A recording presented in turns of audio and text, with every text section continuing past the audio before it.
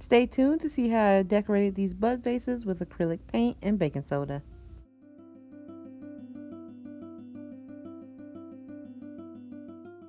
So I got these 3 bud vases from Target in their little section in the front of the store. And I believe that they were 3 for $5. And then I'm using my folk art acrylic paint and some regular Arm & Hammer baking soda. And I'm going to mix, it's not really equal parts. I really just kind of eyeballed it and added as much baking soda as I felt, because all of the videos that I've watched online haven't really had specific measurements.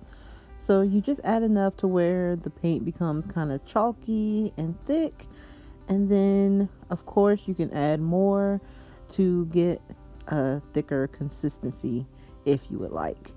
Once I got the consistency the way that I wanted, I just went ahead and started to paint each of my bud vases, and it does come on pretty thick, pretty chalky, and it will smooth out evenly though, as long as you just continue to use your paintbrush to make these strokes along the sides of the vase. And you'll continue this process with each of your vases.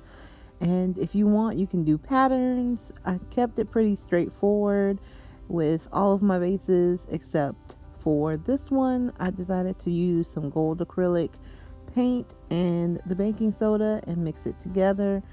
And then I went ahead and painted the top of this 3rd bud vase just to give this one a little bit more of a contrast.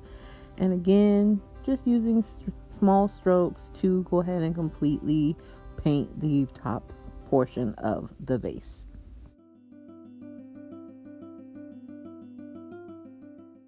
And here are the final bud vases once the paint has fully dried, and they look really good to me. I wish that I had gone through and done a second coat so that I could make sure I didn't have any of those gaps that you see, which I still may do a little bit later. But I really like the texture that is in the paint. It gives it a rustic vibe, in my opinion, and I really like how these came out. I love this color of the acrylic paint. It's one of my favorites. I've been using it on a few other things around the house. And let me know in the comments below if you guys would try adding baking soda to your acrylic paint and what you would paint if so. Thanks for joining me for another video this week. I had a lot of fun trying out this hack that I've seen so many people do.